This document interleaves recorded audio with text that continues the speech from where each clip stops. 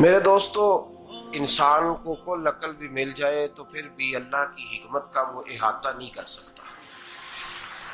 रब्बे करीम को ज़्यादा पता है कि हमारे लिए कौन सी चीज़ बेहतर है और कौन सी चीज़ हमारे लिए नुकसान का बाइस है।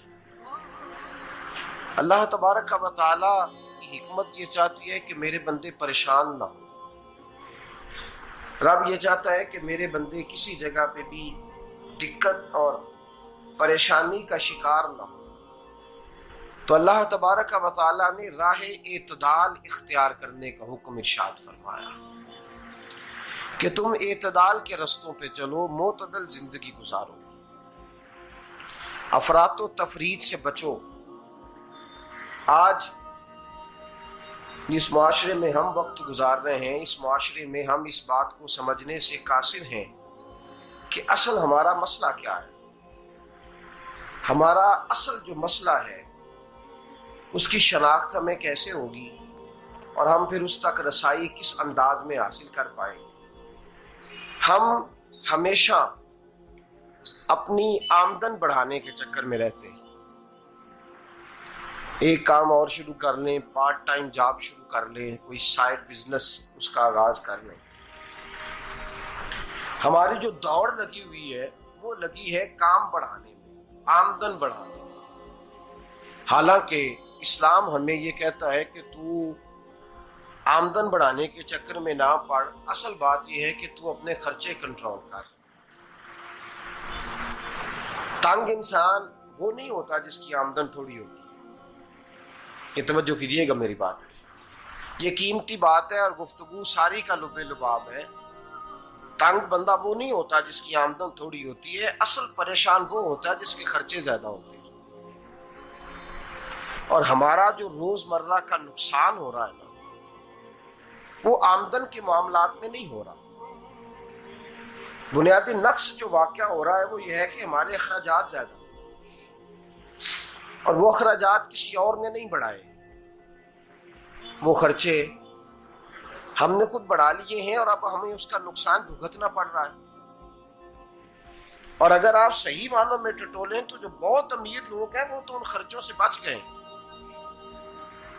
मैंने बहुत सारे ऐसे खत्मात में शिरकत की है। मैं बहुत सारी ऐसी जगहों पे गया हूं कि जहां लोगों ने बड़ा मुख्तसर सा खत्म दिलाया है तो हो गया है खत्म।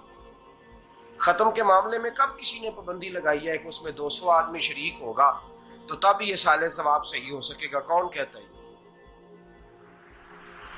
या शादी के मौके पर अगर सारे बहन भाइयों को न बुलाया गया तो मेरी शादी पाया तकमील तक नहीं पहुंचेगी, इसमें बरकत नहीं होगी। ये किसने फतवा दिया है? मोतदल जिंदगी का इस्लाम हुक्म देता है।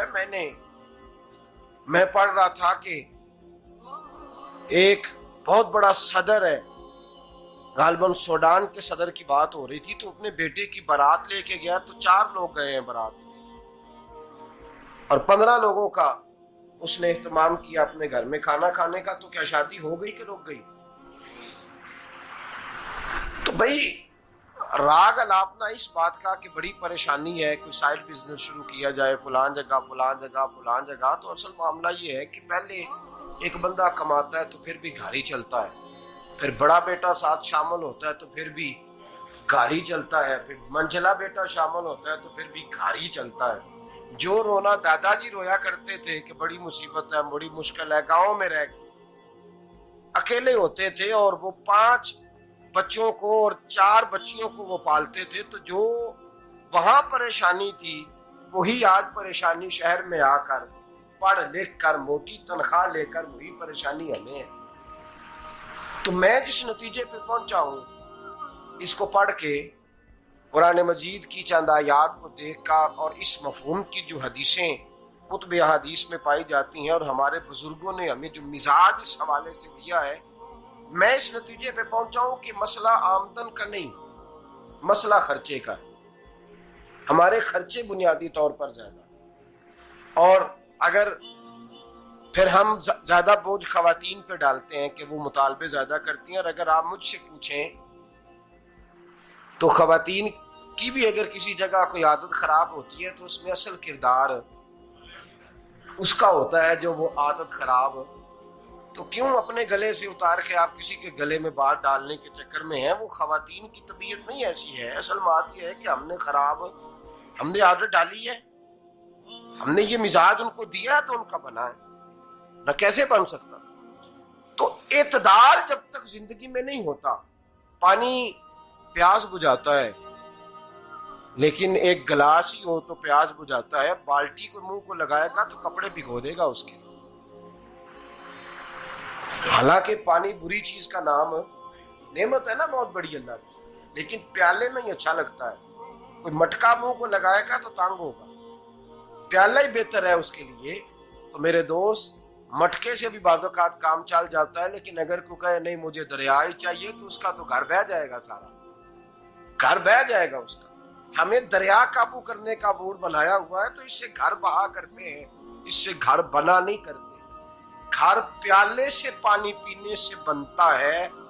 अगर तू दरिया पे कब्जा करने का मूड बनाएगा तो घर बनेगा नहीं, घर बह जाएगा। आग ना हो तो खाना पक नहीं सकता, लेकिन हल्की आंच से खाना पकता है। और अगर आंच तेज कर दी जाए तो जी, करीने क्यास बात कर रहा हूं मैं, अकल से मावरा नहीं कर रहा। करीने क्यास समझाने के लिए मिसालें दे रहा हूं।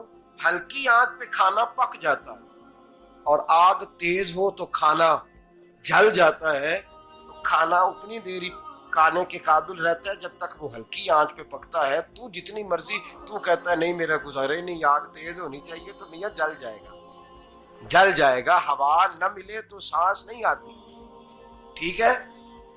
ऑक्सीजन ना हो तो सांस, हवा ना चले तो गुजारा नहीं होता। लेकिन अगर तेज जले ना,